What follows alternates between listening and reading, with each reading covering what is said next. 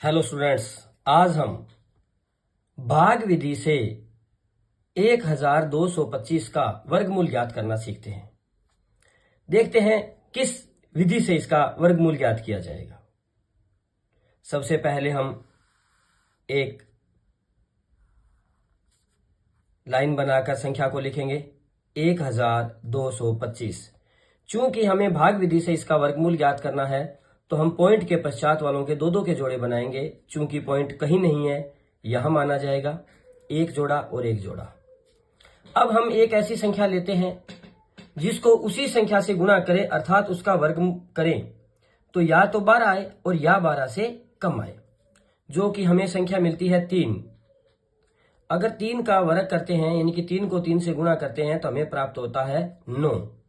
क्योंकि अगर 4 को 4 से गुणा करें तो प्राप्त होगा 16, जो कि 12 से अधिक होगा। तो हम 0 लेते हैं, घटा देते हैं 3, ऊपर से पूरा जोड़ा लेके आएंगे 325। जितना यहां लिखा था उतना ही यहां लिख के इसमें एक स्थान इधर लिख देते हैं। यहां का जगह खाली छोड़ेंगे, 3 और 3 6। अब यहां पर कोई ना कोई डिजिट आएगा। अगर यहां पर हम 1 लगाते हैं तो हमें यहां भी 1 लगाना होगा, अर्थात हमें 61 को 1 से गुणा करना होगा। अगर हम 2 लगाते हैं तो यहां भी 2 लगाना होगा और 62 को 2 से गुणा करना होगा। हम ऐसी संख्या ढूंढें कि यहां पर जो संख्या लगाएं वही यहां लगाकर गुणा करें तो 325 या 325 से कम आए। तो देखते हैं, हम लोग 5 लगाते हैं तो यहां भी हमें 5 लगाना होगा। 5 को 5 से गुणा किया 25, 2। 6 को 5 से गुणा किया 30, 30 और 2 32, हमें 325 पूरा पूरा प्राप्त हुआ। शेषफल के रूप में कुछ नहीं मिला, तो 1225 का स्क्वायर रूट 35। इसी प्रकार देखें कि 5484 का वर्गमूल कैसे ज्ञात करें। सबसे पहले इसे व्यवस्थित करेंगे।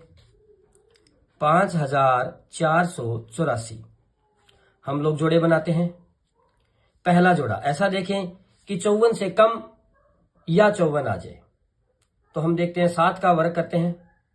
7 × 7 49, क्योंकि अगर 8 का वर्ग करें तो 64 प्राप्त होगा, जो कि हमारे नियमानुसार गलत होगा।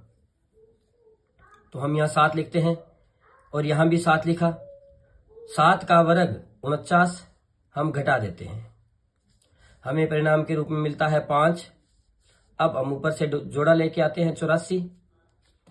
अब यहां 7 है तो 7 एक और लिखेंगे और जोड़ के एक स्थान इधर लिखेंगे, हमारे पास आ गया 14। अब हम यहां कौन सा डिजिट लिखें कि उसको उसी से गुना करने पर यहां संख्या आ जाए। देखते हैं, हम लोग यहां पर 2 लगाते हैं। अगर हम यहां 2 लगाएं तो 142 को 2 से गुना करना होगा, और अगर 142 को 2 से गुना करते हैं, 142 को 2 से गुना करें तो हमें परिणाम के रूप में 4, 4 दूनी 8 और 2, 284 प्राप्त होता है, जो कि इससे काफी अधिक है। हम आगे चलते हैं, 3 लगाते हैं, 4 लगाते हैं, 4 का वर्ग करते हैं। 4 का वर्ग 16, हम 144 को 4 से गुणा करते हैं। 4 का वर्ग 16, 1 और 4 चौके 16 और 1 17, बच गया 1, 4 और 1 5, यानी कि हमें प्राप्त होता है 576। यहां है 584, जो कि इससे कम है, क्योंकि अगर यहां 5 लगा दिया तो 5 5 25 ज्यादा निकल जाएगा।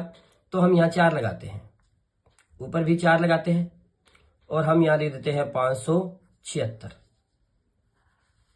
घटाते हैं, 14 में से 6 जाए, क्योंकि 4 में से 6 जाता नहीं, हासिल ली 14, 14 में से 6 गए 8।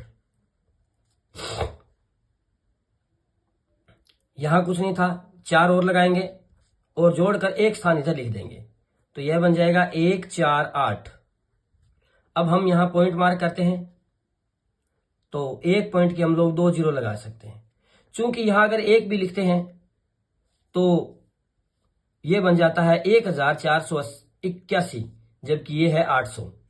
किसी भी हालत में भाग नहीं जा रहा, तो हमें यहां एक जीरो मार्क करनी होगी और पुनः 2 जीरो इसके एवज में हम लोग लगा सकते हैं, और हमें एक जीरो यहां भी मार्क करनी होगी। अब हमारे पास बन गया 1480। अगर एक डिजिट लगाते हैं तो 14,000 बन जाता है। अगर हम यहां देखिएगा ये 80,000 है, तो 14,000 को अगर हम लोग 5 बार भी गुना करें, 14,805 को अगर 5 बार भी गुना करें तो 5 इंटू 5 25, और 8 इंटू 5 40, और 14 इंटू 5 70, और 4 74, अर्थात इससे कम आ रहा है। तो हम लोग लगा सकते हैं, तो हम लोग यहाँ 5 लगाते हैं, यहां भी 5 लगाएंगे, और 74,025 जो शेष बचेगा, चूंकि हमें अधिकतम 2 अंकों तक लेना था पॉइंट के पश्चात, तो हमारा आंसर रहेगा 74.05 हमारा आंसर रहेगा।